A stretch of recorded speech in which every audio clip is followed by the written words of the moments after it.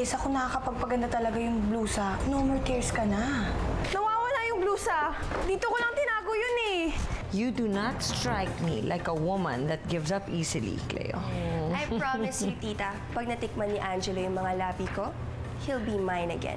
May paghanga man ako kay Angelo. Alam kong hanggang saan ang paghangang yun. Hindi kagaya ng ibang tao. Ako ba pinatatamaan mo? Masaya ka na? Jessa, come back here, you monster! May ticket ka ng masquerade ball. Punta ka ba nun? Sige, sir. Saan pupunta yun? Jessa, sandali! Jessa! Yuhu! Jessa! Ito na, pera. Mag-grocery ka na. Ma. Huwag ka lang sumigaw. Magkakatonsillitis ka lang. Nakatakas na ang bubuet. Oh, you let her out of your sight. Ay, nako. Oh my goodness. Sino magluluto ngayon, ano? Don't tell me ako. Ay, nako, bagong manicure ang mga kamay ko. Ay, ang galing. Kaya naman pala, gustong-gusto mong kayo ang mapunta sa ukay-ukay, no? Well, naipahid na ang cutics. Wala na ako magagawa. Ikaw na magluto. Total naman, kupas na yung manicure mo. Sige na, Iha.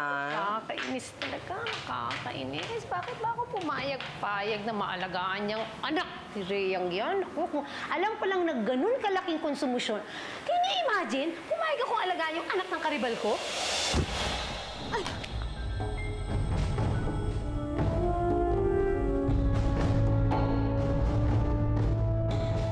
Sinabi mo pa. Biro mo, ikaw ang nag-aalaga doon sa anak na pangit ng karibal mong yon, habang siya naman nagpapasarap sa Amerika. Aba! Sorry po, hindi ko po kayo nakita. It's okay, Iha. No problem. Sige po. Jessa! Jessa, sandali! Sino yun? Wala. Nakabungguan ko lang. Okay. Kasi si Edward. Nag-resting lang. Tayo na tayo siguro. Passport mo. Or dyan lang yan sa loob. Jessa! Jessa, please! Come out! Mag-usap tayo. Jessa! Jessa, kailangan pa natin mag-usap! Angelo, pwede magpa-picture? Jessa!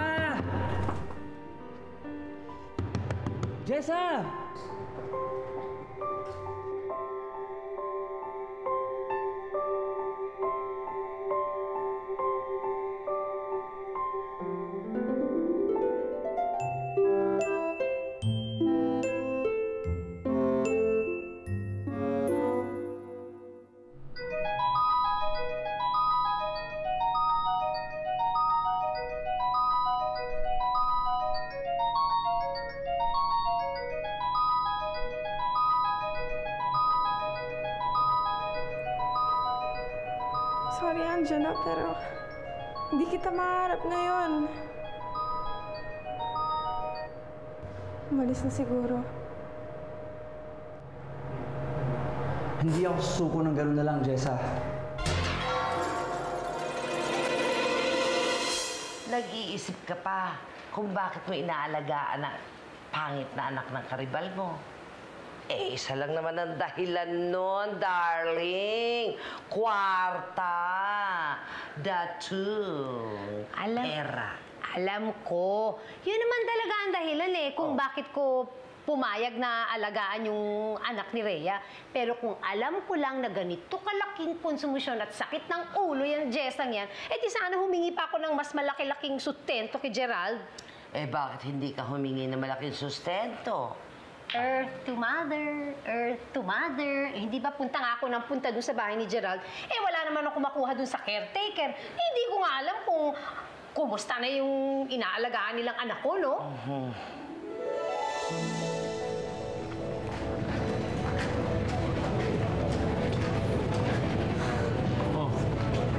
Saan ba galing? Bakit ngayon ka lang?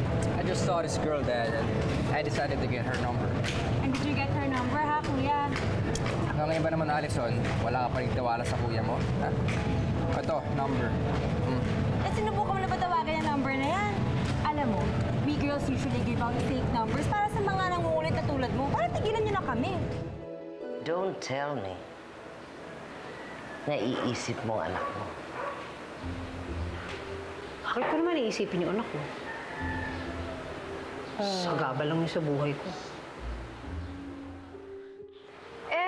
Minsan naman kasi namimiss ko, baka iniisip ko kung kumusta na siya, ano ba itsura niya, ganun lang. Tingin.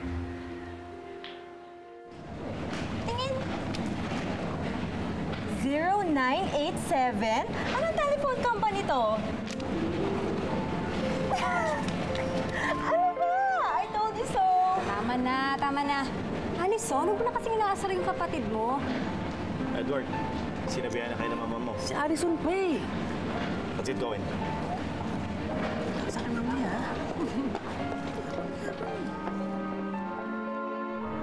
Hindi ako aalis dito hanggat hindi ko nalalaman ang totoo. Nagpunta ka ba talaga ng ball? O ano naman masama doon? At ba't mo nililihim sa akin?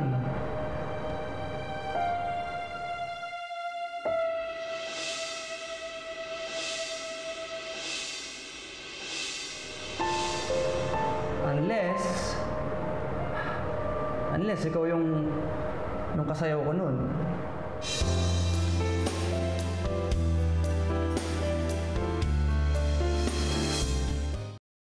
Ikaw nga ba yung kasayaw ko nun, Jessa?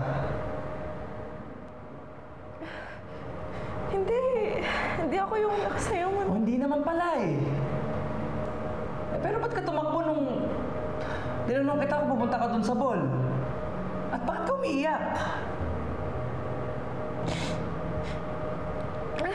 Kasi, nahihiya ako na malaman mo kasi baka isipin mo na stalker ako. Jessa, hindi ko iisipin na stalker ka. Dahil alam kong magkaibigan tayo. Kaibigan? Tinuturing mo ako kaibigan? Oo. Oo naman. Bakit? Hindi ba kaibigan ang turing mo sa akin? Amo kita eh. Amo kita, Angelo. At dahil amo mo ko, hindi na tayo pwede maging magkaibigan. Hindi naman sa estado ng buhay nasusukat ang pagiging magkaibigan, hindi ba? Tahan na, tahan na. Ayokong umiyak ang kaibigan ko. Lumabas na tayo bago maubusan pa ako ng tagahanga. Nilaka ko kasi yung pinto eh. Kaya for sure, maraming babaeng naghihintay na dyan sa labas at galit na galit na.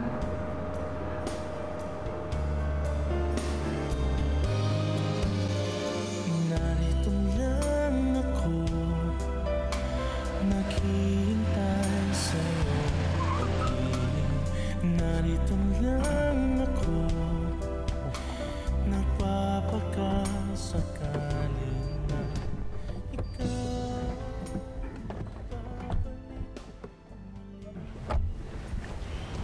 Kaya talaga? This house is smaller compared to the one in the States. Dito ba talaga tayo titira, ma? Ay, naku kuya. However big this house is, it will still be too small for you and your ego. Ay, nako. Edward, Alison, kanina pa kayong dalawa ha. Tigilan nyo na yan. We will only be spending the night here. Inaayos pa kasi ang bahay natin sa Dasma. Ayaw mong dito tayo tumira? Hindi naman sa ayaw ko, Rhea. Pero katulad ng sinabi ni Edward, mali itong bahay na to para sa atin. Mas magiging komportable ang mga bata doon. Okay. Mauna na ako sa inyo. Napagod ako eh. Ikaw? Kakausapin ko lang itong si Lando. Matagal niya kasing inalagaan itong bahay ni Mama May. Sige, sunod ako sa inyo, ha? Uy!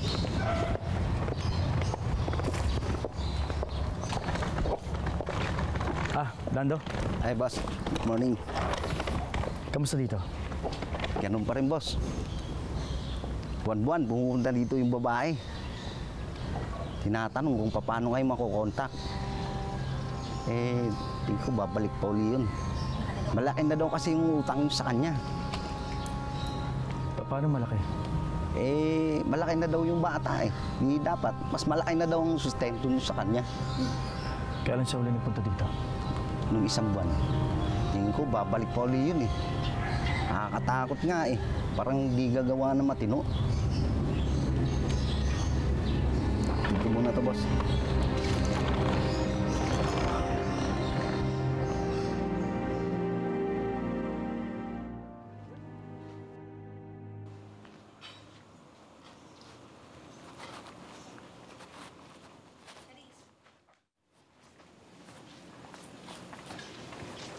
Halika dito. Halika dito. Hmm? Bakit ngayon ka lang, ha? Ang dami-daming trabaho dito sa bahay. Hoy, hindi porket nagtatrabaho kayo sa isang mayaman at gwapong lalaki, eh pwede mo nang kalimutan yung mga trabaho dito sa bahay, ha? Ang daming labahin. Masok ka na doon. Opo, Nay. Teresa!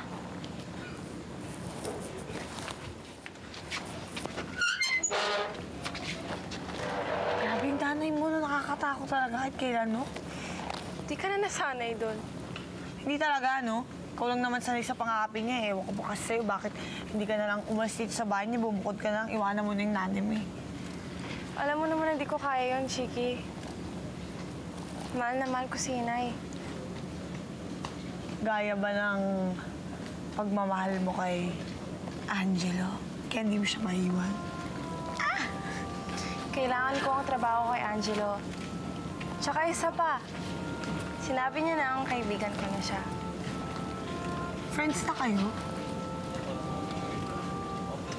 Diyan nagsisimula yan lahat eh. Una, friends lang. Tapos susunod yan. Tapos, wala na. Hindi na ako maasa, Chiki, kasi wala naman akong karapatang umasa eh. Sapat na sa akin na kaibigan ko siya. Mo, Jess, ang plastic mo. Sa akin ka pa ba magko-plastic? Eh, alam naman natin parehas na mahal mo si Angelo. Lord. Kahit na gusto ko siya, posibleng magkagusto siya sa isang tulad ko. Sige na nga. Friends lang kayo ni Angelo. Naku, mag-iingat ka.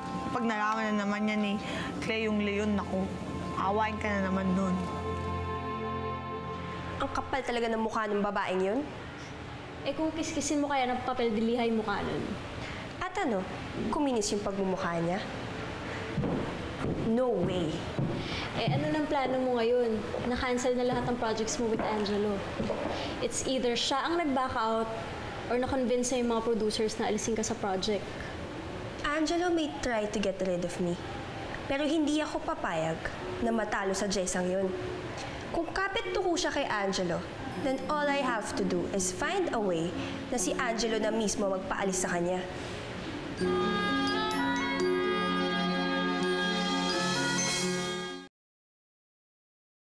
Ako ba, pinapunta mo lang talaga dito para maglaro?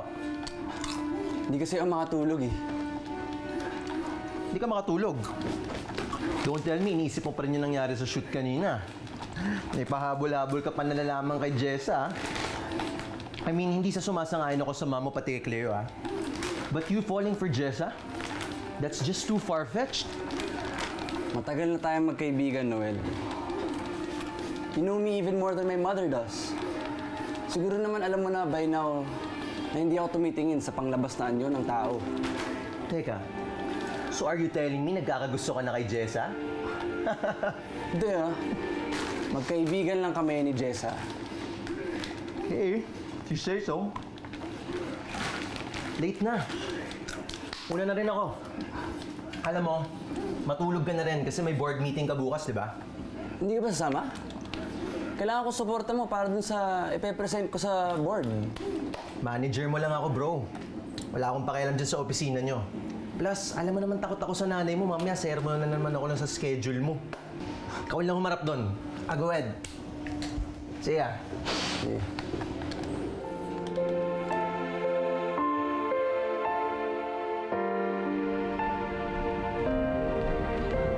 Morning. Morning, Ma. And sino to? Si Jessa po. Ang mahiwagang Jessa. Mukhang totoo nga lahat ng sinasabi nila tungkol sa'yo, Iha. Angelo, follow me. Let's get this board meeting over and done with.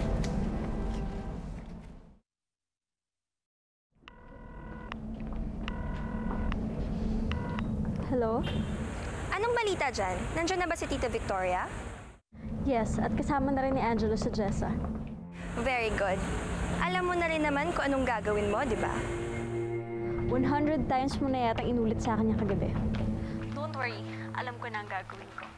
I'm just making sure kasi baka mamaya pumalpak ka. Sige na, go do your job and make Angelo mine again.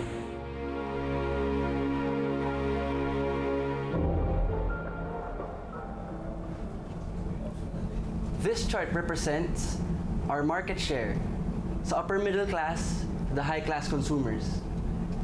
Angelo, wala kang pinakikita sa amin na hindi namin alam na. We know we're number 1, Iho. Yes, Ma. But let me finish. Now, this chart represents Rango's market share from the middle class, pababa. And as we can see, wala ang pangalan natin dito. Of course wala, Angelo. We don't cater to this market. Ano ka ba? Yan ang problema ng kumpanya natin. We cater to the rich, pero kung makikita natin sa sales figures, mas malaki ang kikitain natin kung itatap natin ng iba pang market class.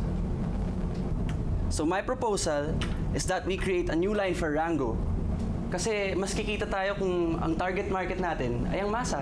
Hindi ba ma-alienate nito ang existing consumers natin? Tinatangkilik nila ang Rango because they know that it is an elite brand. Well, that's why I'm creating a separate line. Okay. We all heard Angelo's proposal.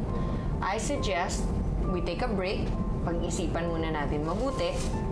Think about it at tignan natin kung gagawin ba natin itong proposal ni Angelo o hindi.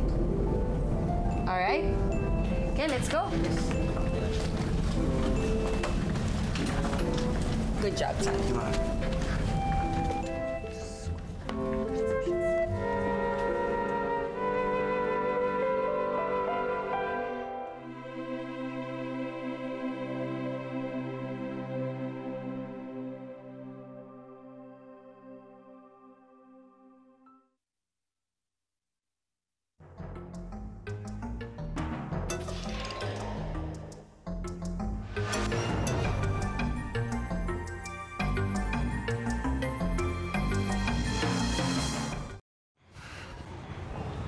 Alison, Edward, bilisan nyo.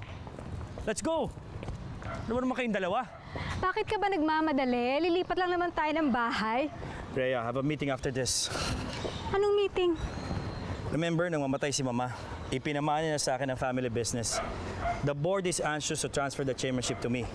Natatalo na daw tayo ng mga competitors natin. Taga na.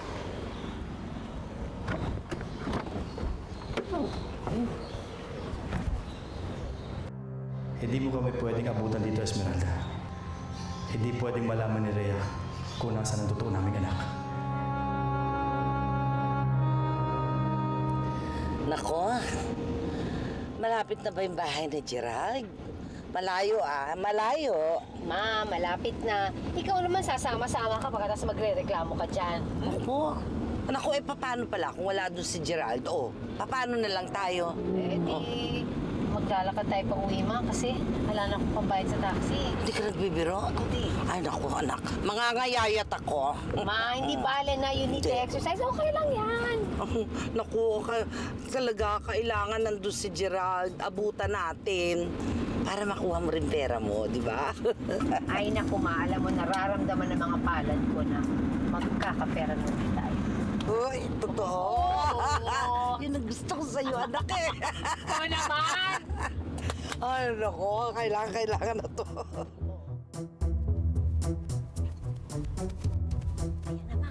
Ito na ba? Dito na po, Mama. Thank you po. Sige po. Okay. Naku, dalian natin. Naku, thank you, Ma. Yan na. Uy, excited na ako.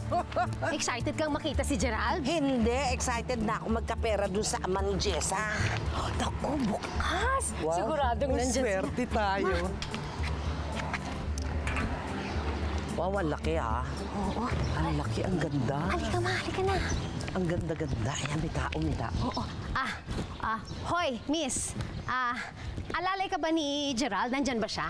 Excuse me, miss. Hindi ako alalay. I'm a real estate agent. Well, wala akong pakialam kung nagbebenta ka ng lupa o punerarya. Nandyan ba si Gerald? Sorry, miss ha. Wala kasi akong kilalang Gerald. By the way, this house is for sale. Baka you're interested. Ha? Sigurado ka bang ito bahay ni Gerald? Oo. Bakit for sale? Oh. Binibenta ba itong bahay na to? Yes. Huwag mo nang tanong kung magkano because I know you can't afford it. Teka muna. Hoy, Esmeralda, tumigil ka nga. Ano ka ba naman? Hindi natin teritoryo to, no? Ayoko mabarangay, ha? Tumigil ka na!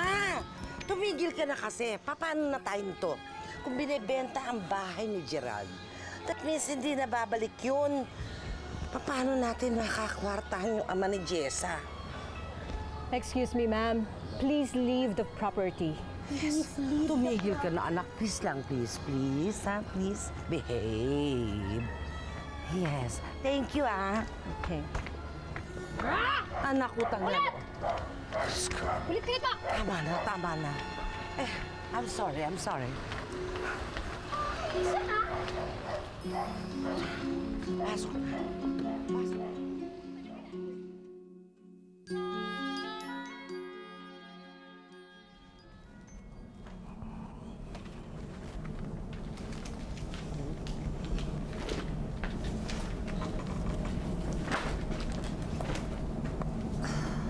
Okay. Whose idea of a practical joke is this? What do you mean? Nawawala ang cellphone ko. Somebody took my cellphone. Come on. Whoever it is, ilabas nyo na at wala ako sa mood makipagbiruan. Pero wala sa amin ang cellphone mo. Ma, baka na-misplace nyo lang. Angelo, I left it here before we took a break, okay? It was right here. Somebody, please, can you just look? Wait lang, tawagan ko, okay?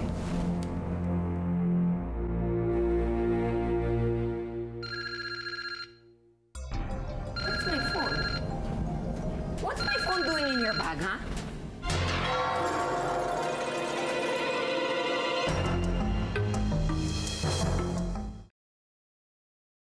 This is my phone. What's it doing in your bag, huh? You're a liar! You thief! You're a thief! Huwag niyong gawin yun, Ma! Huh? I told you not to hire this girl. Did you listen to me, huh? I want you to fire her immediately, Angelo. Fire her! Angelo, hindi ako magnanakaw. Sinungaling? Sinungaling ka na nga. Ang pangit-pangit mo pa. Tama na, Ma! What? I believe her! Hindi na magawa magnakaw, Ma! Really, Angelo? Is that why my cell phone happened to be in her handbag? Oh, wait, don't tell me. Baka tinubuan ng pakpakan cellphone ko at kusan lumipad sa loob ng bag niya. Is that right? Huh? Guard! Guard! Ma'am, bakit po? I want you to detain this girl, ha? Tumawag kayo ng pulis at ipakulong kaagad tong magnanakaw na to. Isa siyang magnanakaw. Hindi. Iwan mo! Jessa! Angelo!